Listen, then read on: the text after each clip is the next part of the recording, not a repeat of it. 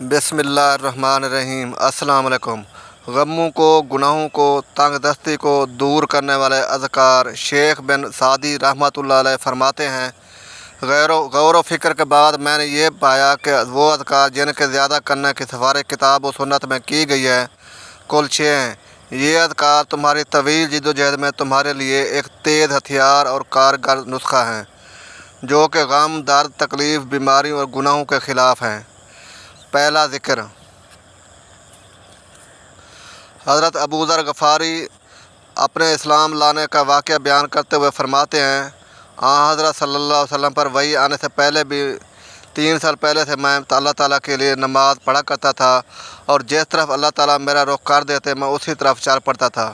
اسی زمانے میں ہمیں معلوم ہوا کہ مکہ معظمہ میں ایک شخص ظاہر ہوا ہے، اس کا دعویٰ ہے کہ وہ نبی ہے۔ یہ سن کر میں نے اپنے بھائی انیس سے کہا، تم اس شخص کے پاس جاؤ، اس سے بات چیت کرو، اگر آ کر مجھے اس بات چیت کے بارے میں بتاؤ۔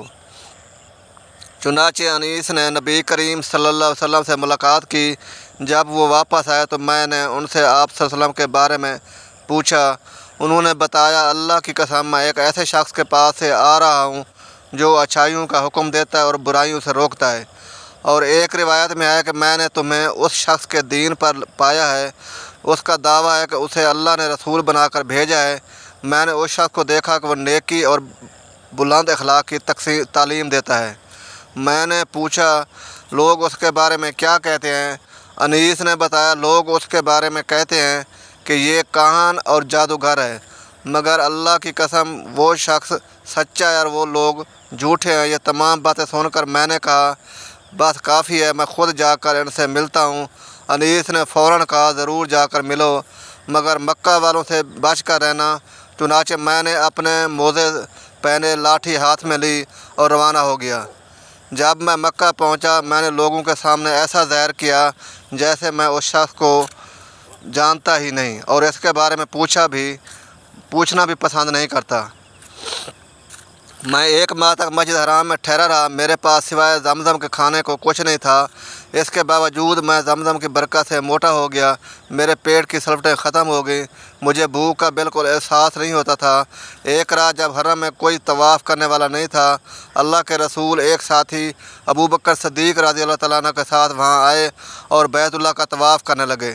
اس کے بعد آپ نے اور آپ کے ساتھی نے نماز پڑھی۔ جب آپ نماز سے فارغ ہو گئے تو میں آپ کے نزدیک چلا گیا اور بولا، السلام علیکم یا رسول اللہ، میں گواہی دیتا ہوں کہ اللہ تعالیٰ کے سوا کوئی عبادت کے لائق نہیں، اور یہ کہ محمد صلی اللہ علیہ وآلہ وسلم اللہ کے رسول ہیں۔ میں نے محسوس کیا حضور نبی کریم صلی اللہ علیہ وسلم کے چہرے پر خوشی کے آثار نمودار ہو گئے۔ پھر آپ نے مجھ سے پوچھا، تم کون ہو؟ میں نے جواب میں کہا، جی میں غفار قبیلے کا ہوں۔ آپ نے پوچھا، یہاں کب سے آئے ہو؟ میں نے عرض کیا، 30 دن اور 30 راتوں سے یہاں ہوں۔ آپ نے پوچھا، تمہیں کھانا کون کھلاتا ہے؟ میں نے عرض کی، میرے پاس سوائے زمزم کے کوئی کھانا نہیں، اس کو پی پی کر میں موٹا ہو گیا ہوں، یہاں تک کہ میرے پیٹ کی سلفٹیں تک ختم ہو گئی ہیں اور مجھے بھوک کا بالکل احساس نہیں ہوتا۔ آپ نے فرمایا، مبارک ہو، یہ زمزم بہترین کھانا اور ہر بیماری کی دوا ہے۔ زمزم کے بارے میں احادیث میں آتا ہے، اگر تم آب زمزم کو اس نیت سے پیو کہ اللہ تعالیٰ تمہیں اس کے ذریعے بیماریوں سے شفا عطا فرمائے تو اللہ تعالیٰ شفا عطا فرماتا ہے۔ اگر اس نیت سے پیا کہ اس کے ذریعے پیٹ بھر جائے اور بھوک نہ رہے تو آدمی شکم سیر ہو جاتا ہے۔ اگر اس نیت سے پیا جائے کہ پیاس کا اثر باقی نہ رہے تو پیاس ختم ہو جاتی ہے۔ اس کے ذریعے اللہ تعالیٰ نے اسماعیل علیہ السلام کو سیراب کیا تھا۔ ایک حدیث میں آتا ہے کہ جی بھر کر زمزم کا پانی پینے آپ اپنے آپ کو نفاق سے دور کرتا ہے، اور ایک حدیث میں ہے کہ ہم میں اور منافقوں میں یہ فرق ہے کہ وہ لوگ زمزم سے سیرابی حاصل نہیں کرتے۔ ہاں تو بات ہو رہی تھی حضرت ابو ذر غفاری کی۔ کہا جاتا ہے ابو ذر غفاری اسلام میں پہلے آدمی ہیں جنہوں نے آپ صلی اللہ علیہ وسلم کو اسلام کے الفاظ کے مطابق سلام کیا۔ یہ ان سے پہلے کسی نے آپ صلی اللہ علیہ وسلم کو ان الفاظ میں سلام نہیں کیا تھا۔ اب ابو ذر غفاری نے آپ صلی اللہ علیہ وسلم سے اس بات پر بیعت کی کہ اللہ تعالیٰ کے معاملے میں وہ کسی ملامت کرنے والے کے ملامت سے نہیں گھبرائیں گے، اور یہ کہ وہ ہمیشہ حق اور سچی بات کہیں گے، چاہے حق سننے والے کے لیے کتنا ہی کڑوا کیوں نہ ہو۔ یہ حضرت ابو ذر غفاری حضرت ابوبکر صدیق کی وفات کے بعد ملک شام کے علاقے میں ہجرت کر گئے۔ پھر حضرت عثمان کی خلافت میں انہیں شام سے واپس بلا لیا گیا۔ پھر یہ ربضہ کے مقام پر آ کر رہنے لگے۔ ربضہ کے مقام پر ہی ان کی وفات ہوئی تھی۔ ان کے ایمان لانے کے بارے میں ایک روایت یہ ہے کہ جب یہ مکہ معظمہ آئے تو ان کی ملاقات حضرت علی سے ہوئی تھی، اور حضرت علی نے ہی ان کو آپ صلی اللہ علیہ وسلم سے ملوایا تھا۔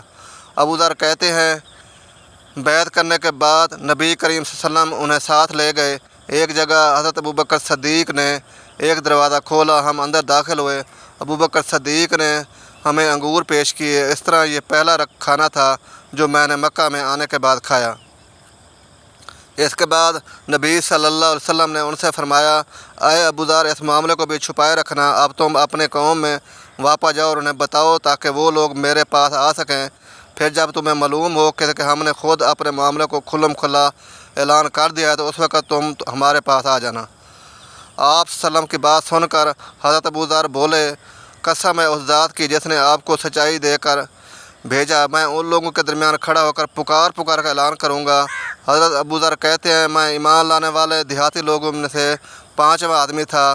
غد جس وقت قریش کے لوگ حرم میں جمع ہوئے، انہوں نے بلند آواز میں چلا کر کہا، میں گواہی دیتا ہوں سوائے اللہ کے کوئی معبود نہیں، اور میں گواہی دیتا ہوں کہ محمد اللہ تعالیٰ کے رسول ہیں۔ بلند آواز میں یہ اعلان سن کر قریشیوں نے کہا، اس بد دین کو پکڑ لو۔ انہوں نے حضرت ابو ذر کو پکڑ لیا اور بے انتہا مارا۔ ایک روایت میں الفاظ یہ ہیں، وہ لوگ ان پر چڑھ دوڑے، پوری قوت سے انہیں مارنے لگے، یہاں تک کہ وہ بے ہوش ہو کر گر پڑے۔ اس وقت حضرت عباس درمیان میں آ گئے، وہاں ان پر جھک گئے اور قریشیوں سے کہا، تمہارا برا ہو، کیا تمہیں معلوم نہیں کہ یہ سب قبلہ غفار سے ہے؟ ان کا علاقہ تمہاری تجارت کا راستہ ہے۔ ان کے کہنے کا مطلب یہ تھا قبلہ غفار کے لوگ تمہارا راستہ بند کر دیں گے۔ اس پر ان لوگوں نے انہیں چھوڑ دیا۔ ابو ذر فرماتے ہیں، اس کے بعد میں زمزم کے کنویں کے پاس آیا، اپنے بدن سے خون دھویا۔ اگلے دن میں نے پھر اعلان کیا، میں گواہی دیتا ہوں کہ اللہ کے سوا کوئی عبادت کے لائق نہیں، اور محمد صلی اللہ علیہ وسلم اللہ کے رسول ہیں۔ انہوں نے پھر مجھے مارا۔ اس روز بھی حضرت عباس ہی نے مجھے ان سے چھڑایا۔ پھر میں وہاں سے واپس ہوا اور اپنے بھائی انیس کے پاس آیا۔ حضرت ابوبکر صدیق کہتے ہیں، جب میں یمن میں اپنی خریداری اور تجارتی کام کر چکا تو رخصت ہونے کے وقت اس کے پاس آیا۔ اس وقت اس نے مجھ سے کہا، میری طرف سے چند شعر سن لو جو میں نے اسی نبی کی شان میں کہے ہیں۔ اس پر میں نے کہا، اچھی بات ہے، سناؤ۔ تب اس نے مجھے وہ شعر سنائے۔ اس کے بعد جب میں مکہ معظمہ پہنچا تو نبی صلی اللہ علیہ وسلم اپنی نبوت کا اعلان کر چکے تھے۔ فوراً ہی میرے پاس قریش کے بڑے بڑے سردار ہیں، ان میں زیادہ اہم عقبہ بن ابی معاذ، معیذ، شیبہ، ابو جہل اور ابو البشری تھے۔ ان لوگوں نے مجھ سے کہا، اے ابو بکر، ابو طالب کے یتیم نے دعویٰ کیا ہے کہ وہ نبی ہیں، اگر آپ کا انتظار نہ ہوتا تو ہم اس وقت تک صبر نہ کرتے۔ جب کہ آپ آ گئے ہیں، ان سے سننا آپ ہی کا کام ہے۔ اور یہ بات انہوں نے اس لیے کہی تھی کہ حضرت ابوبکر صدیق رضی اللہ تعالیٰ نبی کریم صلی اللہ علیہ وسلم کے قریبی دوست تھے۔ ابوبکر فرماتے ہیں کہ میں نے اچھے انداز سے ان لوگوں کو ٹال دیا اور خود آپ کے گھر پہنچ کر دروازے پر دستک دی۔ آپ بعد تشریف لائے، مجھے دیکھ کر آپ نے ارشاد فرمایا، اے ابوبکر، میں تمہاری اور تمام انسانوں کی طرف سے اللہ کا رسول بنا کر بھیجا گیا ہوں، اس لیے اللہ تعالیٰ پر ایمان لے آؤ۔ آپ کی بات سن کر میں نے کہا، آپ کے پاس اس بات کا ثبوت ہے؟ آپ نے میری بات سن کر ارشاد فرمایا، اس بوڑھے کے وہ شعر جو اس نے آپ کو سنائے تھے۔ یہ سن کر میں حیران رہ گیا اور بولا، میرے دوست، آپ کو ان کے بارے میں کس نے بتایا؟ آپ نے ارشاد فرمایا، اس عظیم فرشتے نے جو مجھ سے پہلے بھی تمام نبیوں کے پاس آتا رہا ہے۔ حضرت ابوبکر صدیق نے عرض کیا، اپنا ہاتھ لائیے، میں گواہی دیتا ہوں کہ اللہ کے سوا کوئی معبود نہیں، یہ کہ آپ اللہ کے رسول ہیں۔ آپ میرے ایمان لانے پر بہت خوش ہوئے، مجھے سینے سے لگایا، پھر کلمہ پڑھ کر میں آپ کے پاس سے واپس آ گیا۔ مسلمان ہونے کے بعد حضرت ابوبکر صدیق نے جو سب سے پہلا کام کیا وہ تھا اسلام کی تبلیغ۔ انہوں نے اپنے جاننے والوں کو اسلام کا پیغام دیا، انہیں اللہ اس کے رسول کی طرف سے بلایا۔ چنانچہ ان کی تبلیغ کے نتیجے میں حضرت عثمان بن عفان مسلمان ہوئے۔ حضرت عثمان کے مسلمان ہونے کی خبر ان کے چچا حکم کو ہوئی تو اس نے انہیں پکڑ لیا اور کہا، تو اپنے باپ دادا کا دین چھوڑ کر محمد کا دین قبول کرتا ہے؟ اللہ کی قسم میں تجھے اس وقت تک نہیں چھوڑوں گا جب تک تو اس دین کو نہیں چھوڑے گا۔ اس کی بات سن کر حضرت عثمان غنی نے فرمایا، اللہ کی قسم میں اس دین کو کبھی نہیں چھوڑوں گا۔ ان کے چچا نے جب ان کی پختگی اور ثابت قدمی دیکھی تو انہیں دھوئیں میں کھڑا کر کے تکلیف پہنچائی۔ حضرت عثمان ثابت قدم رہے۔ حضرت عثمان کی فضیلت میں ایک حدیث میں آیا ہے کہ نبی کریم صلی اللہ علیہ وسلم نے فرمایا، جنت میں ہر نبی کا ایک رفیق یعنی ساتھی ہوتا ہے اور میرا ساتھی وہاں عثمان بن عفان ہوں گے۔ حضرت ابوبکر صدیق نے اسلام کی تبلیغ جاری رکھی۔ آپ کی کوششوں سے حضرت عثمان کے بعد حضرت زبیر بن عوام بھی مسلمان ہو گئے۔ اس وقت ان کی عمر 8 سال تھی۔ اسی طرح عبد الرحمن بن عوف بھی حضرت ابوبکر صدیق کی کوششوں سے مسلمان ہوئے۔ جاہلیت کے زمانے میں ان کا نام عبد القعبہ تھا۔ نبی کریم صلی اللہ علیہ وسلم نے آپ کا نام عبد الرحمن رکھا۔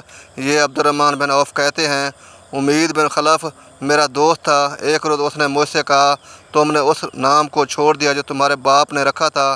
جواب میں نے کہا، ہاں چھوڑ دیا۔ یہ سن کر وہ بولا، میں رحمان کو نہیں جانتا، اس لیے میں تمہارا نام عبداللہ رکھتا ہوں۔ چنانچہ مشرک اس روز سے مجھے عبداللہ کہہ کر پکارنے لگے۔ حضرت عبد الرحمن بن عوف اپنے اسلام لانے کا واقعہ اس طرح بیان کرتے ہیں، میں اکثر یمن جایا کرتا تھا۔ جب بھی وہاں جاتا عثمان بن عواف حمیری کے مکان پر ٹھہرا کرتا تھا، اور جب میں اس کے ہاں جاتا وہ مجھ سے پوچھتا کرتا تھا، کیا وہ شخص تم لوگوں میں ظاہر ہو گیا ہے جس کی شہرت اور چرچے ہیں؟ کیا تمہارے دین کے معاملے میں کسی نے مخالفت کا اعلان کیا ہے؟ میں ہمیشہ یہی کہا کرتا تھا کہ نہیں، ایسا کوئی شخص ظاہر نہیں ہوا، یہاں تک کہ وہ سال آ گیا جس میں نبی کریم صلی اللہ علیہ وسلم کا ظہور ہوا۔ میں اس سال یمن گیا تو اسی کے یہاں ٹھہرا۔ اس نے یہی سوال پوچھا، تب میں نے اسے بتایا، ہاں ان کا ظہور ہو گیا ہے، ان کی مخالفت بھی ہو رہی ہے۔ حضرت عبداللہ بن عوف کے بارے میں نبی اکرم صلی اللہ علیہ وسلم نے ارشاد فرمایا، تم زمین والوں میں بھی امانت دار ہو اور آسمان والوں میں بھی۔ حضرت عبد الرحمن بن عوف کے بعد حضرت ابوبکر صدیق نے حضرت سعد بن ابی وقاص کو بھی اسلام کی دعوت دی۔ انہوں نے کوئی ہچکچاہٹ ظاہر نہ کی، فوراً حضور نبی کریم صلی اللہ علیہ وسلم کے پاس چلے آئے، آپ سے آپ کے پیغام کے بارے میں پوچھا۔ آپ نے انہیں بتایا تو یہ اسی وقت مسلمان ہو گئے۔ اس وقت ان کی عمر 19 سال تھی۔ یہ بنی زہرہ کے خاندان سے تھے۔ آپ صلی اللہ علیہ وسلم کی والدہ ماجدہ آمنہ بھی اسی خاندان سے تھیں، اس لیے حضرت سعد ابی وقاص حضور صلی اللہ علیہ وسلم کے ماموں کہلاتے تھے۔ آپ نے حضرت سعد بن ابی وقاص کے لیے ایک بار فرمایا، یہ میرے ماموں ہیں، کوئی جس کے لیے ایسے ماموں ہوں۔ حضرت سعد بن ابی وقاص جب اسلام لائے اور ان کی والدہ کو ان کے مسلمان ہونے کا پتہ چلا تو یہ بات انہیں بہت ناگوار گزری۔ ادھر یہ اپنی والدہ کے بہت فرمانبردار تھے۔ والدہ نے ان سے کہا، کیا تم یہ نہیں سمجھتے کہ اللہ تعالیٰ نے تمہیں اپنے بڑوں کے خاطر داری اور ماں باپ کے ساتھ اچھا معاملہ کرنے کا حکم دیا ہے؟ حضرت سعد نے جواب دیا، ہاں بالکل ایسا ہی ہے۔ یہ جواب سن کر والدہ نے کہا، بات تو خدا کی قسم میں اس وقت تک کھانا نہیں کھاؤں گی جب تک محمد کے لائے ہوئے پیغام کو کفر نہ کہو گے اور اس اصاف اور نیلا بتوں کو جا کر چھوؤ گے نہیں۔ اس وقت کے مشرکوں کا طریقہ یہ تھا کہ وہ ان بتوں کے کھلے منہ میں کھانا اور شراب ڈالا کرتے تھے۔ اب والدہ نے کھانا پینا چھوڑ دیا۔ حضرت سعد نے اپنی والدہ سے کہا، خدا کی قسم ماں، تمہیں نہیں معلوم اگر تمہارے پاس 1000 زندگیاں ہوتیں اور وہ سب ایک ایک کر کے اس وجہ سے ختم ہوتیں، تب بھی میں نبی کریم صلی اللہ علیہ وسلم کے دین کو ہرگز نہ چھوڑتا۔ اس لیے اب یہ تمہاری مرضی ہے، کھاؤ یا نہ کھاؤ۔ جب ماں نے ان کی یہ مضبوطی دیکھی تو کھانا شروع کر دیا، تاہم اس نے اب ایک اور کام کیا، دروازے پر آ گئی اور چیخ کر کہنے لگی، کیا مجھے ایسے مددگار نہیں مل سکتے؟ جو سعد کے معاملے میں میری مدد کریں تاکہ میں ایسے گھر میں قید کر دوں اور قید کی حالت میں یہ مر جائے یا اپنے نئے دین کو چھوڑ دے۔ حضرت سعد فرماتے ہیں میں نے یہ الفاظ سنے تو ماں سے کہا میں تمہارے گھر کا رخ بھی نہیں کروں گا۔ اس کے بعد حضرت سعد کچھ دن کے تک گھر نہ گئے۔ والدہ تنگ آ گئیں، اس نے پیغام بھیجا تم گھر آ جاؤ، دوسروں کے مہمان بن کر ہمیں شرمندہ نہ کرو۔ چنانچہ یہ گھر چلے آئے۔ اب گھر والوں نے پیار و محبت سے بلانا شروع کیا اور ان کے بھائی عامر کی مثال دے کر کہتی دیکھو عامر کتنا اچھا ہے، اس نے اپنے باپ دادا کا دین نہیں چھوڑا۔ لیکن پھر ان کے بھائی عامر بھی مسلمان ہو گئے۔ مردوں میں سب سے پہلے سیدنا ابوبکر صدیق ایمان لائے۔ آپ نبی کریم صلی اللہ علیہ وسلم کے پہلے ہی دوست تھے۔ حضور نبی کریم صلی اللہ علیہ وسلم اکثر ان کے گھر آتے اور ان سے باتیں کیا کرتے تھے۔ ایک دن حضرت حکیم بن حزام رضی اللہ تعالیٰ عنہ کے پاس بیٹھے تھے کہ ان کی ایک باندی وہاں آئی اور کہنے لگی آج آپ کی پھوپھی خدیجہ نے یہ دعویٰ کیا ہے کہ ان کے شوہر اللہ تعالیٰ کی طرف سے بھیجے ہوئے پیغمبر ہیں جیسا کہ موسیٰ علیہ السلام تھے۔ حضرت ابوبکر صدیق نے جو ہی حضرت حکیم کی باندی کی یہ بات سنی چپکے سے وہاں سے اٹھے اور نبی کریم صلی اللہ علیہ وسلم کے پاس آ گئے اور آپ سے اس بارے میں پوچھا۔ اس پر آپ نے حضرت ابوبکر صدیق رضی اللہ تعالیٰ عنہ کو وحی آنے کا پورا واقعہ سنایا اور بتایا کہ آپ کو تبلیغ کا حکم دیا گیا ہے۔ یہ سنتے ہی حضرت ابوبکر صدیق رضی اللہ تعالیٰ نے عرض کیا میرے ماں باپ آپ پر قربان، آپ بالکل سچ کہتے ہیں، واقعی اللہ کے رسول ہیں۔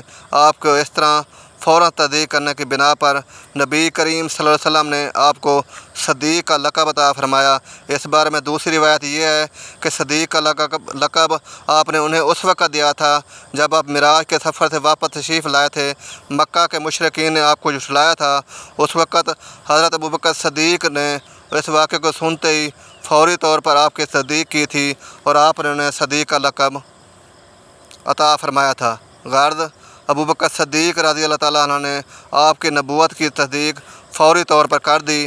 حضرت ابوبکر صدیق رضی اللہ تعالیٰ عنہ کا نام نبی اکرم صلی اللہ علیہ وسلم نے عبداللہ رکھا، اس لیے کہ اس دن سے پہلے ان کا نام عبدالکعبہ تھا۔ اس لحاظ سے ابوبکر صدیق وہ پہلے آدمی ہیں جن کا نام نبی کریم صلی اللہ علیہ وسلم نے تبدیل کیا۔ حضرت ابوبکر یوں بھی بہت خوبصورت تھے، اس مناسبت سے آپ صلی اللہ علیہ وسلم نے ان کا لقب عتیق کا رکھا تھا۔ عتیق کا مطلب ہے خوبصورت، اس کا ایک مطلب آزاد بھی ہے۔ یہ لقب دینے کی ایک وجہ یہ بھی بیان کی جاتی ہے کہ ان کی طرف دیکھ کر فرمایا تھا یہ جہنم کی آگ سے آزاد ہیں۔ غرض اسلام میں یہ پہلا لقب ہے جو کسی کو ملا۔ قریش میں حضرت ابوبکر صدیق کا مرتبہ بہت بلند تھا۔ آپ بہت خوش اخلاق تھے، قریش کے سرداروں میں سے ایک تھے، شریف، سخی اور دولت مند تھے، روپیہ پیسہ بہت فراغ دلی سے خرچ کرتے تھے۔ ان کی قوم کے لوگ انہیں بہت چاہتے تھے، لوگ ان کی مجلس میں بیٹھنا بہت پسند کرتے تھے۔ اپنے زمانے میں حضرت ابوبکر صدیق خواب کی تعبیر بتانے میں بہت ماہر اور مشہور تھے۔ چنانچہ علامہ ابن سیرین رحمۃ اللہ علیہ کہتے ہیں نبی اکرم صلی اللہ علیہ وسلم کے بعد حضرت ابوبکر صدیق رضی اللہ تعالیٰ عنہ اس امت میں سب سے پہلے بہترین تعبیر بتانے والے عالم تھے۔ علامہ ابن سیرین رحمۃ اللہ علیہ خوابوں کی تعبیر بتانے میں بہت ماہر تھے اور اس سلسلے میں ان کی کتابیں موجود ہیں۔ اس کتاب میں خوابوں کی حیرت انگیز تعبیریں درج ہیں۔ ان کی بتائی ہوئی تعبیریں بالکل درست ثابت ہوتی رہی ہیں۔ مطلب یہ کہ اس میدان کے بعد اس بارے میں حضرت ابوبکر صدیق رضی اللہ تعالیٰ عنہ کو نبی کریم صلی اللہ علیہ وسلم کے بعد سب سے بہترین تعبیر بتانے والے فرما رہے ہیں۔ ابوبکر صدیق رضی اللہ تعالیٰ عنہ نسب و نامہ بیان کرنے میں بھی بہت ماہر تھے، بلکہ کہا جاتا ہے کہ اس علم کے سب سے بڑے عالم تھے۔ حضرت جبیر بن مطعم بھی اس علم کے ماہر تھے۔ وہ فرماتے ہیں میں نے نسب ناموں کا فن اور علم اور خاص طور پر قریش کے نسب ناموں کا علم حضرت ابوبکر صدیق رضی اللہ تعالیٰ عنہ سے حاصل کیا ہے، اس لیے کہ وہ قریش کے نسب ناموں کے سب سے بڑے عالم تھے۔ قریش کے لوگوں کو کوئی مشکل پیش آتی تو حضرت ابوبکر صدیق سے رابطہ کرتے تھے۔ حضرت ابوبکر صدیق کے بارے میں نبی کریم صلی اللہ علیہ وسلم فرمایا کرتے تھے میں نے جسے بھی اسلام کی دعوت دی اس نے کچھ نہ کچھ سوچ بچار اور کس قدر وقفے کے بعد اسلام قبول کیا، سوائے ابوبکر صدیق کے وہ بغیر ہچکچاہٹ کے فوراً مسلمان ہو گئے۔ अबू बकर सदीक सबसे बेहतरीन राय देने वाले हैं। मेरे पास जिब्रील अलैहिस्सलाम आए और उन्होंने कहा कि अल्लाह ताला आपको हुक्म देता है अपने मामलात में अबू बकर से मशवरा किया करें। नबी करीम सल्लल्लाहु अलैहि वसल्लम के लिए हज़रत अबू बकर सदीक रज़ी अल्लाह ताला अन्हु वज़ीर के दर्जे में थे। आप हर मामले में उनसे मशवरा लिया करते थे। एक हदीस में आता है, नबी करीम सल्लल्लाहु अलैहि वसल्लम फरमाते हैं, अल्लाह ताला ने मेरी मदद के लिए 4 वज़ीर मुकर्रर फरमाए हैं। इनमें से 2 आसमान वालों में से हैं, यानी जिब्राईल और मिकाईल अलैहिस्सलाम, और 2 ज़मीन वालों में से, एक अबू बकर दूसरे उमर रज़ी अल्लाह ताला अन्हु। इस्लाम लाने से पहले हज़रत अबू बकर सदीक ने एक ख्वाब देखा था। ख्वाब में आपने देखा कि चाँद मक्का में उतरा आया है और उसका एक हिस्सा का मक्का के हर घर में दाखिल हो गया है, और फिर सारे का सारा अबू बकर सदीक रज़ी अल्लाह ताला अन्हु अल्लाह वालों के गोद में आ गया। आपने ये ख्वाब एक ईसाई आलम को सुनाया।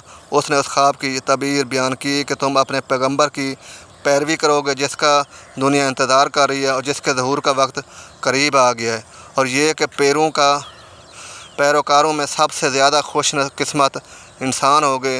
एक रिवायत के मुताबिक आलम ने कहा था, अगर तुम अपना ख्वाब बयान करने में सच्चे हो तो बहुत जल्द तुम्हारे गाँव में से एक नबी ज़ाहिर होंगे। तुम उस नबी की ज़िंदगी में उसके वज़ीर बनोगे और उनकी वफ़ात के बाद उनके खलीफा होंगे। कुछ अर्सा बाद अबू बकर सदीक रज़ी अल्लाह ताला अन्हु को यमन जाने का इत्तेफाक हुआ। यमन में एक बूढ़े आलम के घर ठहरे। उसने आसमानी किताबें पढ़ रखी थीं। अबू बकर सदीक रज़ी अल्लाह ताला अन्हु को देखकर उसने कहा, मेरा ख्याल है तुम हरम के रहने वाले हो, और मेरा ख्याल है तुम कुरैशी हो और तमीमी ख़ानदान से हो। अबू बकर सदीक ने कहा, जवाब में फरमाया, हाँ तुमने बिल्कुल ठीक कहा। अब उसने कहा, मैं तुमसे एक बात और कहता हूँ, तुम ज़रा अपना पेट पार से कपड़ा हटा कर दिखाओ। हज़रत अबू बकर सदीक ने इसकी बात सुनकर हैरान हुए और बोले, ऐसा मैं उस वक़्त तक नहीं करूँगा जब तक कि तुम इसकी वजह नहीं बताओगे।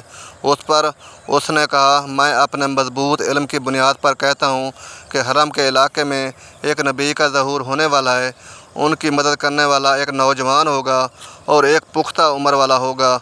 जहाँ तक नौजवान का ताल्लुक़ है वो मुश्किलात में कूद जाने वाला होगा। जहाँ तक पुख्ता उम्र के आदमी का ताल्लुक़ है वो सफ़ेद रंग का कमज़ोर जिस्म वाला होगा। इसके पेट पर एक बालदार निशान होगा और हरम का रहने वाला तमीमी ख़ानदान का होगा।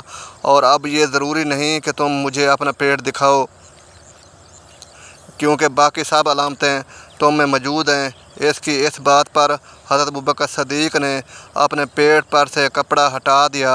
वहाँ उनकी नाफ के ऊपर स्याह और सफ़ेद बालों वाला निशान मौजूद था। तब वो पुकार उठा, परवरदिगार काबा की कसम तुम वही हो। नाज़रीन, वक्त की नज़ाकत को मद्देनज़र रखते हुए चलते हैं। वजीफ़े की हालत जानिब गमों को, गुनाहों को, तंगदस्ती को दूर करने वाले अज़कार शेख इब्न सादी रहमतुल्लाह अलैह फरमाते हैं, गौर व फिक्र के बाद मैंने ये पाया कि वो अज़कार जिनके ज़्यादा करने की सिफारिश किताब व सुन्नत में की गई है कुल 6 हैं। ये अज़कार तुम्हारी तवील जद्दोजहद में तुम्हारे लिए एक तेज़ हथियार और कारगर नुस्खा हैं, जो कि गम, दर्द, तकलीफ़, बीमारी और गुनाहों के ख़िलाफ़ हैं। पहला ज़िक्र दरूद शरीफ, दरूद भेजना, सारा दिन इसका एहतमाम करना और दिन के आखिर में देखोगे कि तुमने कसरत से दरूद भेजा है। दूसरा ज़िक्र कसरत से इस्तिग़फ़ार करना, अगर अल्लाह तुम्हें तौफ़ीक दे और तुम्हें खाली वक्त में अस्तग़फ़िरुल्लाह कहने की तौफ़ीक अता फ़रमाए, तो ये ज़िक्र गमों को दूर कर देता है और तुम्हारे लिए रिज़्क़ के दरवाज़े खोल देता है। तीसरा ज़िक्र या ज़ुल जलाल वल इकराम, ये ज़िक्र उन सुन्नतों में से है जो लोगों ने छोड़ दी है। हालांकि नबी करीम सल्लल्लाहु अलैहि वसल्लम ने हमें इसका एहतमाम करने की ताकीद फरमाई है। नबी सल्लल्लाहु अलैहि वसल्लम ने फरमाया, या ज़ुल जलाल वल इकराम मतलब है कसरत से कहना और पाबंदी से कहना। या ज़ुल जलाल का मतलब है आए जमाल, कमाल और अज़मत वाले। वल इकराम का मतलब है आए अता और सखावत वाले। ये ज़िक्र दरअसल सना और दुआ दोनों को यकजा करता है। सोचो, अगर तुम दिन भर ये कलमात सैकड़ों बार कहो तो अल्लाह तुमसे खुश होगा और तुम्हारी हाजत जानते हुए तुम्हें अता फ़रमाएगा। चौथा ज़िक्र ला हौला वला कुव्वता इल्ला बिल्लाह, ये वो कलमा है जिसके बारे में نبی کریم صلی اللہ علیہ وسلم نے بہت زیادہ تاکید فرمائی اور فرمایا یہ جنت کے خزانوں میں سے ایک خزانہ ہے، اگر تم اس کلمہ کو کثرت کے معمول بنا لو تم اللہ کے انتظام میں حیرت انگیز لطف و کرم اور نعمت دیکھو گے۔ پانچواں ذکر حضرت یونس علیہ السلام کی دعا، لا الہ الا انت سبحانک انی کنت من الظالمین۔ یہ ذکر غموں کو قلہ کما کرنے والا اور خوشیوں کو لانے والا ہے۔ چھٹا ذکر تسبیح، تحمید، تکبیر اور تحلیل، سبحان اللہ، الحمدللہ، لا الہ الا اللہ، اللہ اکبر۔